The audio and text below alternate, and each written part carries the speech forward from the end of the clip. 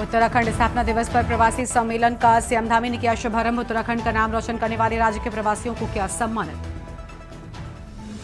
उत्तराखंड को 3 हवाई सेवाओं की सौगात। सीएम धामी आज किया शुभारंभ। 13 नवंबर से चलेंगी हवाई सेवाएं। 20 नवंबर के बीच किराए में की जाएगी बढ़ोतरी। राष्ट्रीय खेलों की तारीख पर आईओए की अंतिम मोहर। उत्तराखंड में 28 जनवरी से 14 फरवरी तक होंगे नेशनल गेम्स। 5 कमेटियों का भी गठन। बद्रीनाथ में 13 नवंबर से शुरू होंगी पंच पूजाएं। कपाट बंद होने से पहले सभी प्रक्रिया की जाएगी पूरी। 17 नवंबर को होंगे कपाट बंद।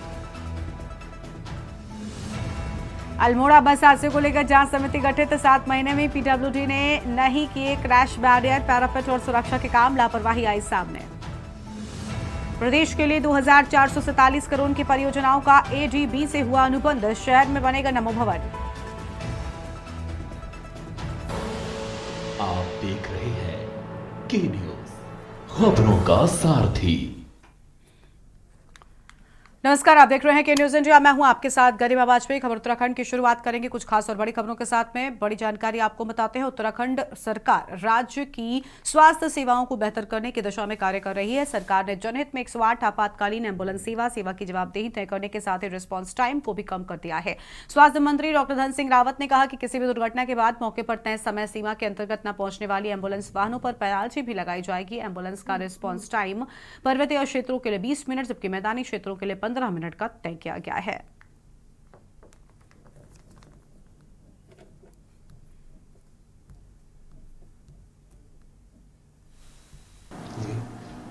ये आपातकालीन सेवा है, इसमें जिम्मेदारी हम पहले से भी मानते हैं और विगत वर्षों में रिस्पांस टाइम में अच्छा सुधार हुआ है। चाहे मंत्री जी बोले, हमारा सबका उद्देश्य ये है कि आपातकालीन सेवा समय से जल्दी से लोगों तक पहुंचे। इसके लिए विभिन्न स्तरों पर काम हो रहा है। जैसे मंत्री जी ने बोला कि नंबर ऑफ एम्बुलेंस भी बढ़ाई जा रही हैं। तो एम्बुलेंस की डिस्टेंस कितनी होती है, सड़क पर जाम रहता है, कभी रोड टूट जाती है, तो ये बहुत सारे फैक्टर होते हैं जिसके कारण किन्हीं परिस्थितियों में देर हो जाती है। लेकिन बहुतायत में हमने विगत वर्षों में देखा है कि 10 से 12 मिनट का इम्प्रूवमेंट हुआ है रिस्पांस टाइम में।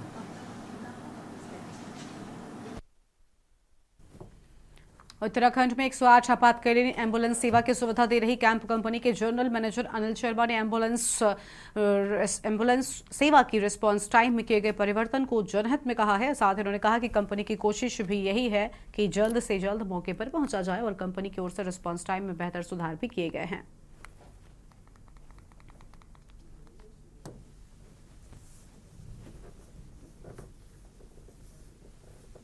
यह आपातकालीन सेवा है, इसमें जिम्मेदारी हम पहले से भी मानते हैं और विगत वर्षों में रिस्पांस टाइम में अच्छा सुधार हुआ है। चाहे मंत्री जी बोले, हमारा सबका उद्देश्य ये है कि आपातकालीन सेवा समय से जल्दी से लोगों तक पहुंचे। इसके लिए विभिन्न स्तरों पर काम हो रहा है। जैसे मंत्री जी ने बोला कि नंबर ऑफ एम्बुलेंस भी बढ़ाई जा रही हैं। तो एम्बुलेंस की डिस्टेंस कितनी होती है, सड़क पर जाम रहता है, कभी रोड टूट जाती है, तो ये बहुत सारे फैक्टर होते हैं जिसके कारण किन्हीं परिस्थितियों में देर हो जाती है।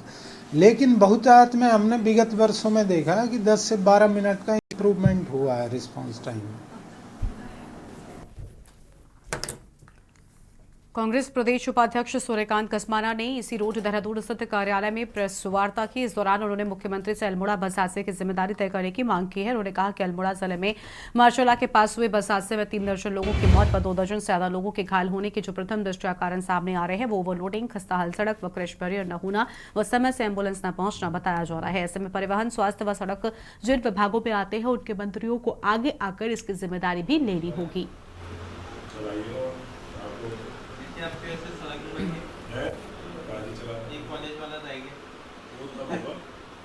तैयारी है उस वक्त इस्तीफा मांग रहा हूँ ना, तो बुलाया।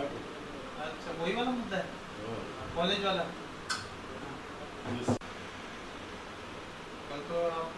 मार्शोला में जो सड़क दुर्घटना हुई है, इसमें प्रथम दृष्टा जो 3 चीजें सामने आ रही हैं, 36 लोगों की मौत और 2 दर्जन से ज्यादा लोग घायल होना, ये अकाल मृत्यु 36 लोगों की, कौन जिम्मेदार है इसका? ये केवल एक दुर्घटना मान लें हम, एक वर्ष में जब अभी पूरा साल पूरा नहीं हुआ है, 10 महीने हुए हैं और नवंबर चल रहा है, दिसंबर पूरा महीना है, अभी 10 महीनों में मरने वाले लोगों का आंकड़ा 850 पार कर गया है राज्य में।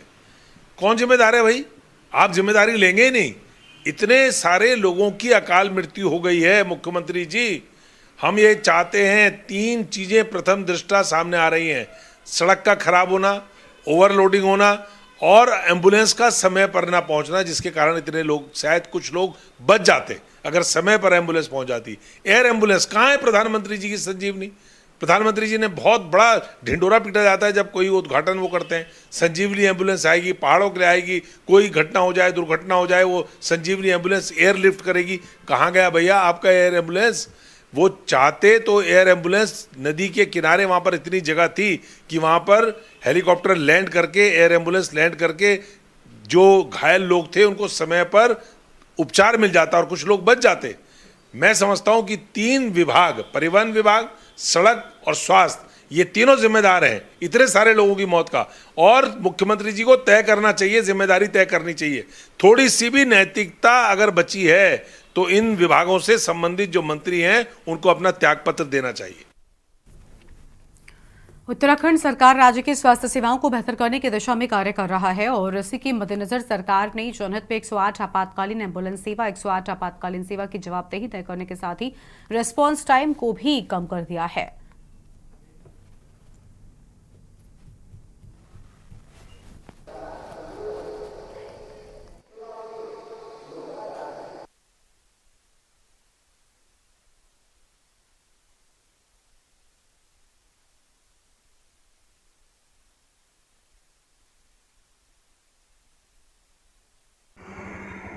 ये 27 एम्बुलेंस मैंने वहाँ भेजी है और अब हमने रिस्पांस टाइम जो एम्बुलेंस का 20 मिनट कर दिया है पहाड़ के लिए, और मैदान के लिए 15 मिनट कर दिया है। अगर कोई भी एम्बुलेंस अगर 15 मिनट में नहीं पहुँचेगी तो 3 गुना उसको फाइन डाला जाएगा।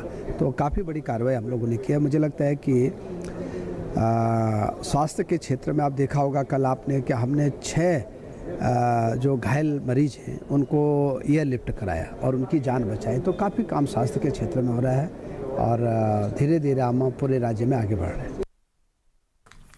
गढ़वाल भ्रात मंडल संस्था क्लेमन टाउन की ओर से प्रेस क्लब देहरादून में प्रेस कॉन्फ्रेंस किया गया था और इस दौरान संस्था के अध्यक्ष ओम प्रकाश बहुगुणा ने कहा कि पहाड़ से पलायन के कारण हमारी लोक संस्कृति और विरासत भी विलुप्त होती जा रही है। गढ़ कौथिक मेले के माध्यम से हम नई पीढ़ी को पुराने रीति रिवाज, संस्कृति और विरासत से रूबरू करा रहे हैं। उन्होंने सभी प्रवासियों से गढ़ कौथिक मेले के लिए हर संभव मदद की अपील भी की है। सब जो है यहाँ पर हैं, ये अपने विचार आपके सामने रखेंगे। मैं सिर्फ आपको ये बताना चाहता हूँ, ये मेला जो हम हर साल करते हैं और देश से करते हैं, काफ़ी तैयारी है। यहाँ तक कि हमने केदार में घाटी में जब एक आपदा आई थी उस टाइम पे हमने गाँव की उसमें उत्तरकाशी में हमने गोद भी अभिनंदन स्वागत करता हूँ। आज हम प्रेस क्लब में एकत्रित हुए हैं और उसका मुख्य कारण ये है कि हमारा गढ़ कौथिक जो कि हर साल हम मनाते हैं, आप लोग काफ़ी उससे पीड़ित भी हैं। कर्म है वो 10 तारीख को हमारे पास आने वाले हैं और आप लोगों का मैं हार्दिक स्वागत करता हूँ। आप लोग आइए। मान्य पत्रकारगण, ये गढ़ कौथिक हमारा विगत 43 वर्ष तो हमारे स्थापना के हो गए हैं। 23वां गढ़ कौथिक हमारा ये मनाया जा रहा है और मुख्य रूप से इस गढ़ कौथिक को मनाने का उद्देश्य हमारा पहाड़ की पलायन की जो दर्द पीड़ा उसको उजागर करना, पहाड़ के उत्पादनों को, पहाड़ के रहन सहन को, पहाड़ की वेशभूषा को और विशेष तौर से गढ़ भोजन जो हमारा विलुप्त हो गया उसको प्लेटफॉर्म पर ला करके एक मार्केट उपलब्ध कराना भी हमारा मुख्य उद्देश्य है। और जो गढ़वाल के कार्य में कुशल प्रवीण जो हमारा युवा वर्ग है जो आज उपेक्षित पड़ा हुआ है, उनको ढूंढ के हमने अपने मेले में बुलाया है। उनके द्वारा प्रोडक्ट क्या हुआ है, सेब की खेती है, अनार की खेती है, कीवी की खेती है, उसका जो प्रोडक्ट कर रहे हैं उससे जो प्रोडक्टिविटी और उनकी फाइनेंस स्थिति सुधार की है, उन्होंने जो एम्प्लॉयमेंट दिया है अपने साथ साथ जो है रोज़गार पैदा किया है अपने माध्यम से, वो भी आपके सामने प्रस्तुत करेंगे। हमारा प्लेटफॉर्म ऐसा है, आप आइएगा, आपका स्वागत है। और सर एक सवाल है। उत्तराखंड शिक्षा विभाग अब शिक्षकों के वार्षिक मूल्यांकन को लेकर फेरबदल करने जा रहा है। राज्य में अब शिक्षकों के वार्षिक मूल्यांकन रिपोर्ट में बदलाव की तैयारी हो गई हो, और जिसको लेकर शिक्षा महानिदेशक झरना कमठान ने जानकारी देते हुए कहा कि अब शिक्षकों के कार्य के आधार पर मूल्यांकन एनुअल कॉन्फिडेंट रिपोर्ट से नहीं बल्कि छात्रों के वार्षिक परीक्षा रिजल्ट और वार्षिक उपस्थिति के मानकों के आधार पर दी जाएगी।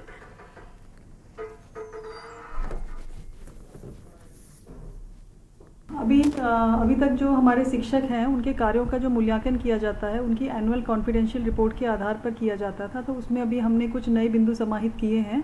अब उस मूल्यांकन का आधार जो है उनका रिजल्ट होगा, यानी जैसा परीक्षाफल आता है जो स्पेशली बोर्ड एग्जाम्स का है या अन्य परीक्षाओं का है वो, और साथ में इसमें उपस्थिति के भी कुछ मानक रखे गए हैं। तो जो उनका एनुअल कॉन्फिडेंशियल रिपोर्ट दी जाएगी टीचर्स की, उसमें मेन आधार जो है उनका परीक्षाफल और उनका परफॉर्मेंस ही होगा।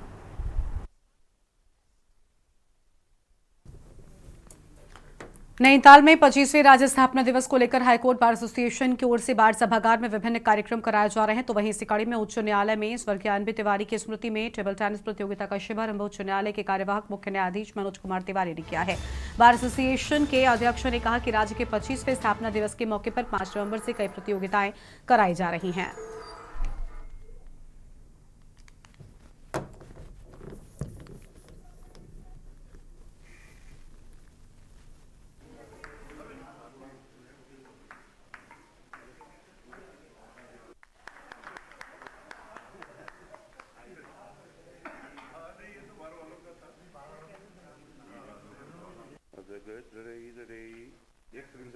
वरिष्ठ अधिवक्ता हमारे थे एनबी तिवारी जी कि उनके मेमोरी में टेबल टेनिस अधिवक्ताओं वो स्टाफ सारे हाईकोर्ट के अधिवक्ताओं के लिए रखा है। वो आज से शुरू है और आज ही जो है हमारे पुराने जो वरिष्ठ अधिवक्ता थे एडवोकेट जनरल श्री मेहरबान सिंह नेगी जी, उनकी याद में हमने जो है बैडमिंटन प्रतियोगिता रखी है और 9 तारीख को एक समारोह भी हमारे हाईकोर्ट परिसर में ही होगा। देख रहे हैं कि इस कार्यक्रम का आज तीसरा दिन है। इन कार्यक्रमों से कई अधिवक्ताओं के आपस में एक दूसरे से बोलना, अपने नए जो प्रोग्रामों में शामिल होने से एक तो जो टेंस है, जो दबाव है कार्य का, वो उससे मुक्त हो रहे हैं और एक आपस में जो है एक जो भाईचारा और जो मिलने का जो है वो बढ़ रहा है और अधिवक्ताओं के बीच इसको लेकर बड़ा हर्ष और खुशी है। केदारनाथ उपचुनाव के बीच में उत्तराखंड की प्रसिद्ध चारधाम यात्रा अपने समापन की ओर है। केदारनाथ, गंगोत्री और यमुनोत्री धाम के कपाट बंद होने के बाद बद्रीनाथ धाम के कपाट बंद होने की तैयारी चल रही है और आपको बता दें कि इसके साथ ही चारधाम यात्रा 2024 का समापन हो जाएगा।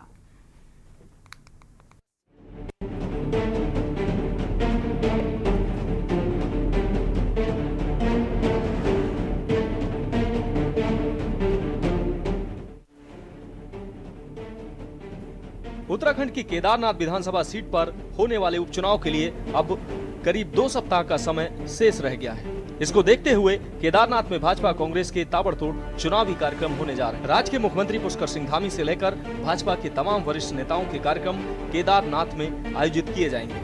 वहीं कांग्रेस भी अपने स्टार प्रचारकों के कार्यक्रमों की तैयारी में जुट गई है। आपको बता दें कि केदारनाथ में 20 नवंबर को मतदान होना है, जबकि 23 नवंबर को परिणाम घोषित किए जाएंगे। वहीं दोनों ही दल इस चुनावी दंगल को जीतने का भी दावा कर रहे हैं। देखिए, हम जनता के बीच विकास के मुद्दों को लेके जा रहे हैं और हमारे देश के यशस्वी प्रधानमंत्री आदरणीय मोदी जी के द्वारा, प्रदेश के यशस्वी मुख्यमंत्री आदरणीय धामी जी के द्वारा जो विकास कार्य गांव में हो रहे हैं, क्षेत्र में हो रहे हैं, उनसे लोगों में उत्साह है और लोग भारतीय जनता पार्टी की तरफ उत्साह के साथ जुड़ रहे हैं और आने वाली 20 तारीख को बहुत ही उत्साह के साथ क्षेत्र की जनता मतदान करेगी और भारतीय जनता पार्टी के पक्ष में मतदान होगा और यहाँ से केदारनाथ विधानसभा से भारतीय जनता पार्टी की भारी बहुमत से विजय होगी। देखिए, केदारनाथ उपचुनाव के लिए कांग्रेस पूरी मजबूत है। हमारे कांग्रेस के कार्यकर्ता वहां फील्ड पे जा रहे हैं, लोगों से वार्ता कर रहे हैं, जो लोगों की समस्याएं उनको सुन रहे हैं। जिस प्रकार से भारतीय जनता पार्टी ने केदारनाथ में कोई भी ऐसा काम नहीं किया जिसको हम भारतीय जनता पार्टी की उपलब्धि कह सकें, और जिस प्रकार से वहाँ आपदा आई, आपदा के दौरान कांग्रेस ने अपनी केदारनाथ प्रतिष्ठा रक्षा यात्रा को हमने बीच में रोक दिया था, और भारतीय जनता पार्टी के नेता आपदा में जो हेलीकॉप्टर यूज होने चाहिए थे उनका इस्तेमाल अपने परिवारों को केदारनाथ धाम दर्शन के लिए यूज में कर रहे थे। बड़ी दुर्भाग्यपूर्ण घटना है और उनका एक भी मंत्री वहाँ पे नज़र नहीं आया। अब हार के डर के मारे मुख्यमंत्री जी ने 5-5 मंत्रियों की वहाँ पे ड्यूटी लगा दी। कांग्रेस जिस तरह से हरियाणा में प्रफुल्लित थी कि कांग्रेस की सरकार बनने जा रही है, शुरुआती रुझानों में उन्होंने देखा कि उनकी पार्टी आगे बढ़ती जा रही है और अचानक जब जो है उनकी पार्टी धीरे धीरे उसकी हवा निकलने लग गई और परिणाम पूरी तरह से भारतीय जनता पार्टी के पक्ष में आया, तो फिर वो चुनाव आयोग पर जो है आरोप लगाने लग गए, ईवीएम पर आरोप लगाने लग गए। तो ये तो उनकी प्रवृत्ति है, ये तो हमेशा हर चुनाव में करते आए। केदारनाथ विधानसभा में भी उनकी स्थिति ऐसी होने वाली है जैसे हरियाणा चुनाव में हुई है। वहीं केदारनाथ उपचुनाव से पहले कांग्रेस के हाथ एक बड़ा मुद्दा लग गया है। दरअसल मौजूदा चारधाम यात्रा अपने समापन की ओर है। राज्य सरकार को इस वर्ष की चारधाम यात्रा में रिकॉर्ड श्रद्धालुओं के पहुंचने की उम्मीद थी, लेकिन ऐसा हुआ नहीं। आपको बता दें कि चारधाम यात्रा 2024 में करीब 44 लाख श्रद्धालुओं ने दर्शन किए, जबकि पिछले वर्ष 2023 की यात्रा में 56 लाख से ज्यादा श्रद्धालुओं ने चारों धामों के दर्शन किए थे। दरअसल कांग्रेस का आरोप है कि सरकार ने चारधाम यात्रा को सकुशल चलाने के लिए कोई तैयारी नहीं की, जिससे श्रद्धालुओं की संख्या में गिरावट आई। वहीं भाजपा का आरोप है कि कांग्रेस के नकारात्मक यात्रा के प्रचार से देश विदेश के श्रद्धालुओं में गलत संदेश गया, जिससे श्रद्धालुओं की संख्या में गिरावट आई। वहीं कांग्रेस ने इस मुद्दे को केदारनाथ उपचुनाव में भुनाने का भी फैसला लिया है। मुख्यमंत्री जी, आज आप केदारनाथ आए, आपका स्वागत है। आप जितने बार केदारनाथ आएंगे, हम तो चाहते हैं कि आप भगवान के दर्शन करने के लिए बारंबार केदारनाथ आएं, लेकिन केदारनाथ और केदारी दोनों करा रहे हैं। अभी मैं अपने जिन साथियों के साथ आ रहा हूं, वो घोड़े खच्चर वाले हैं, वो बता रहे हैं कि एक पैसा इस बार नहीं कमाया है। यही हाल हमारे दुकान वालों के हैं, यही होटल वालों के हैं। लोगों को परेशानी ये हो गई है कि वो अपना कर्जा जो लिया है, बैंक से कर्जा जो लिया है, उसको कैसे वापस करें। और सड़कों के हाल और जाम के हाल आप ये पीछे देख रहे हैं कि सड़कों के हाल और जाम के हाल क्या हैं। चारधाम यात्रा शुरू होने से पहले हमने सरकार को चेताने और जगाने का काम किया था कि पिछले वर्षों में चारधाम यात्रा में जो अव्यवस्थाएं रही हैं उनमें सुधार किया जाए, लेकिन सरकार ने कांग्रेस की बात को अनसुना किया और उसका खामियाजा आप देखिए। जैसे ही चारधाम यात्रा इस बार शुरू हुई, पहले दिन से ही अव्यवस्थाएं हावी हो गई और आज दिन तक वो अव्यवस्थाएं दूर नहीं कर पाई है सरकार, और इसका खामियाजा स्थानीय व्यापारियों को भुगतना पड़ा। पूरा कारोबार चौपट हो गया। आप केदारनाथ धाम की अगर बात करें, वहाँ पर घोड़े खच्चर वालों से आप पूछ लीजिए, डंडी कंठी वालों से आप पूछ लीजिए, जो होटल चलाने वाले हैं, रिजॉर्ट चलाने वाले, होम स्टे चलाने वाले, सबके सब जो है सरकार से नाराज हैं। वो अपने प्रतिष्ठानों की बैंक की किस्त तक नहीं चुका पा रहे हैं। जो चारधाम हमारी यात्रा चल रही थी, उसमें इस बार जो श्रद्धालु कम हुए हैं, वो थोड़ा बहुत तो आप बरसात के उससे कम हुए हैं, जिससे आपदा वगैरह आ गई थी। तो जब समय आपदा आई थी, थोड़ा सा बारिश का माहौल बना था, तो उस समय माननीय मुख्यमंत्री जी ने वहाँ की यात्रा को रोक के कैंची धाम की यात्रा शुरू कर दी थी, जिससे कि आधा से ज़्यादा जो यात्री हैं वो केदारनाथ न जाके कैंची धाम जा रहे थे, जिससे इस पर वहाँ के व्यापारियों को भी प्रभाव पड़ा, वहाँ के रहने वालों को, वहाँ पे जो मंदिर के आसपास प्रसाद बांटने वाले होते हैं, सभी को प्रभाव पड़ा। कुल मिलाकर उत्तराखंड की आर्थिकी का बड़ा जरिया पर्यटन और तीर्थाटन है। प्रदेश की चारधाम यात्रा से प्रदेश को काफी उम्मीदें हैं। यही वजह है कि सरकार अपनी ओर से हर संभव प्रयास कर रही है, जिससे श्रद्धालुओं की संख्या में इजाफा हो। बावजूद इसके श्रद्धालुओं की संख्या में भारी गिरावट आई। वहीं अब इस गिरावट के पीछे राजनीतिक दल अपने अपने तर्क दे रहे हैं। अब देखना होगा कि इन अनुभवों से सरकार क्या सबक लेती है। Uttarakhand desk report.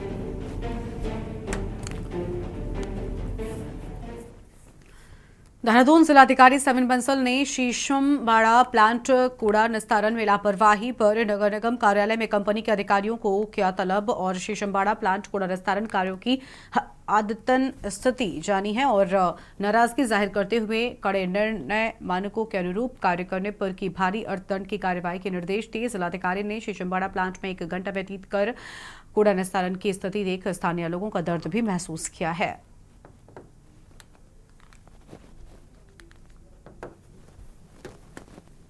हमारा शीशमवाड़ा प्लांट है, वहाँ पर काफ़ी कंप्लेंट्स आ रही थी स्थानीय लोगों की कि जो हमारा गार्बेज का टनेज है और जो वॉल्यूम है वो बढ़ता जा रहा है और एज़ पर एग्रीमेंट कंडीशंस उसका निष्पादन नहीं हो पा रहा है। ट्रांसपोर्टेशन कन्वेंस करना था कंसर्न फर्म को, एज अगेंस्ट दैट वहाँ पे 1 मिलियन टन अतिरिक्त गार्बेज मेजर किया गया है, तो जिससे जो हमारे जितने भी स्थानीय लोकेलिटीज़ के कम्युनिटीज़ हैं उनके लिए एडवर्स कंडीशंस बनती जा रही हैं, लिविंग कंडीशंस। तो इसी के दृष्टिगत उसको नोटिस वगैरह हम काफ़ी समय से सर्व करवा रहे थे, लेकिन कोई इम्प्रूवमेंट या कोई किसी भी तरह की वर्क परफॉर्मेंस में सुधार नहीं दिख रहा था। तो इसलिए आज डिटेल रिव्यू करने के पश्चात हैवी पेनल्टी इम्पोज की गई है। रामनगर में बुधवार की दोपहर ग्राम चोरपानी के समीप एक ई रिक्शा वाहन पलटने से उसमें सवार 6 लोग घायल हो गए, जिन्हें उपचार के लिए रामनगर के सरकारी अस्पताल में भर्ती कराया गया है। बताया जाता है कि घटना के बाद रिक्शा चालक मौके से फरार हो गया। तो वहीं इस दुर्घटना में भी ओवरलोडिंग मुख्य वजह रही है। लोगों का कहना है कि रिक्शा वाहन में क्षमता से अधिक यात्री बैठाए गए थे। तो वहीं इस दुर्घटना में घायलों के उपचार को लेकर एक बार फिर सरकारी अस्पताल की स्वास्थ्य सुविधाओं को लेकर पोल खुली है। घायलों को उपचार के लिए अस्पताल लेकर पहुंची समाजसेवी मंजू नेगी ने अस्पताल की स्वास्थ्य सुविधाओं की पोल खोलते हुए अहम बातें भी कह डाली हैं। रामनगर से चोरपानी के लिए ई रिक्शा के माध्यम से 6 सवारियाँ चोरपानी के जा रही हैं। सामने से तेज स्पीड में गाड़ी आने से ई रिक्शा पलट गया है, जिसमें 6 लोग घायल, सामान्य रूप से घायल हुए हैं। सभी को यहाँ अस्पताल में किया गया। चोरपानी से डाम वहाँ पे पलटा, उसमें ई रिक्शा इधर से आ रहा था, एक मारुति वैन वाला गया तो वो बहुत स्पीड से था, तो इसने ऐसे करके एक खड्डा भी था, इसने यूं कट मारी ना, उतने में ही पलट गया। आप खुद ई रिक्शा में बैठे हुए थे? हाँ, मैं बैठी। तो वो कहाँ गया ई रिक्शा वाला? वो हमें छोड़ के, मैं तो कह रही थी भाग रहा रोको उसको, रोको, किसी ने रोका ही नहीं। अब हम तो वैसे ही बैठे रहे थे नीचे लेटा रखा। कितने लोग? आप कितने लोग? 6 लोग थे ना? 6 लोग थे। तो सभी घायल हैं? हाँ, छोड़े इनको और उनको ज़्यादा चोट लगी है। 6 लोग घायल हुए हैं और ई रिक्शा में 4 लोग बिठाए जाते हैं और ओवरलोड की वजह से ई रिक्शा पलट रखा है। रिक्शा पलटने के बाद जो चालक जो चला रहा था वो वहाँ से भाग गया और सामने से जो गाड़ी आ रही थी उसने देखा भी नहीं, वो भी भाग गया। उन्होंने मरीज को उठाया नहीं। वहाँ के स्थानीय लोग वहाँ से उठा के इनको हॉस्पिटल में लेके आए। स्थानीय लोग लेके आए तो उनके जब एक्सरे हो रहा था तो यहाँ के जो एक्सरे कर रहे हैं वो लोग बोल रहे थे कि यहाँ पे वो नहीं है।